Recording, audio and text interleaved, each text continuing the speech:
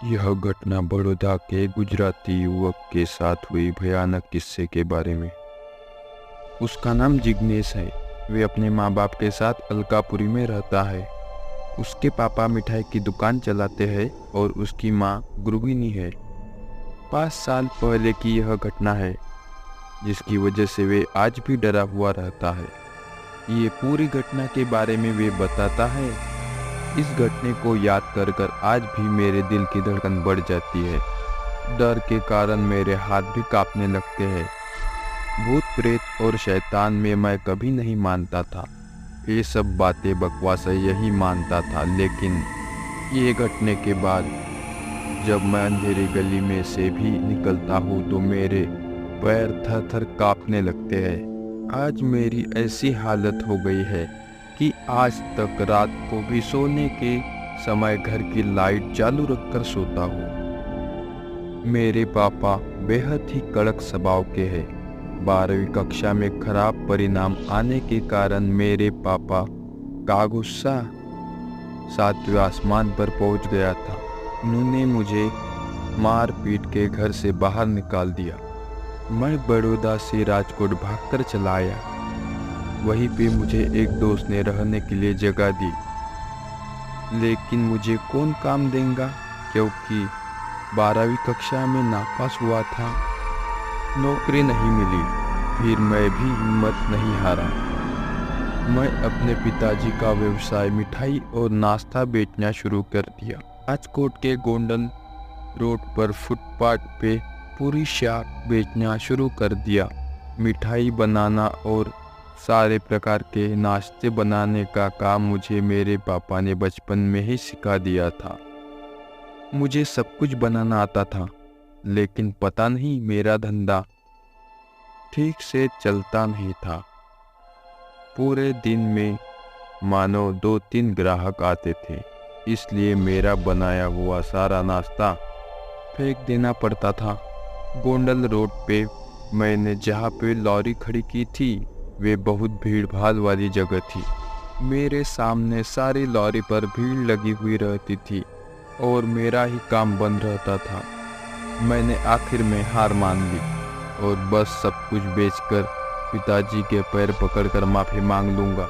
उस दिन दोपहर के 12 बजे मेरी डर की घटना शुरू हो गई। मैं अपने लॉरी के पास खड़ा था। आसपास बहुत भीड़ भी नहीं थी। मैं पास में दीवार पे पेशाब करने के लिए गया और मुझे जोरदार झटका लगा। वहीं पे एक भयानक आवाज़ सुनाई दी और मेरे होश उड़ गए। मुझे ऐसा लगा कि कोई प्यासा पानी पी के संतुष्ट हुआ, ऐसे खुश हुआ। थोड़े देर में देखा कि मेरे लॉरी के आसपास भीड़ जमा होने लगी और मैं ज़मीन पर गिर गया। जब मैंने देखा कि मेरे लॉरी के पास एक ग्राहक खड़ा था, मैं खड़ा होके उस ग्राहक के साथ बात करने लगा। वे आदमी अजीब गरीब लग रहा था। उसने मुझे कहा, तुम्हारे पास जो भी खाने का नाश्ता है वे सब मुझे पैक करके दे दे। सामान पैक करने से पहले उन्होंने मुझे पैसे भी दे दिए थे। मेरे खुशी का कोई ठिकाना नहीं रहा। उस आदमी ने मेरे सारे मिठाई नाश्ता सब कुछ खरीद लिया और मुझे ज़्यादा पैसे भी दे दिए। इसलिए मेरी हिम्मत भी बढ़ गई और मैंने बड़ौदा वापस जाना टाल दिया। वे आदमी हर रोज़ आता और मेरे सारी मिठाई और नाश्ते खरीद लेता। एक दिन मैं बाहर घूमने गया और उस दिन लॉरी निकाली नहीं थी।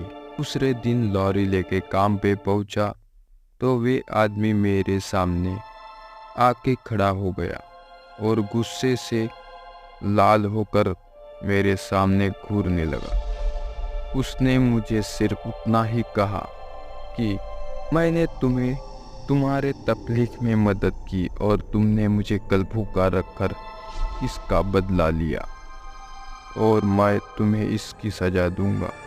बस इतना बोलकर वे दीवार के पास पड़ा पत्थर तरफ गया जहां मैं पेशाब करने के लिए गया था। वहां जाके वे अचानक गायब हो गया।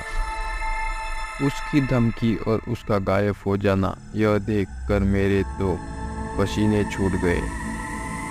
उसी क्षण मैं लॉरी वहीं पर रखकर राजकोट की टिकट लिए बिना बड़ौदा चला गया।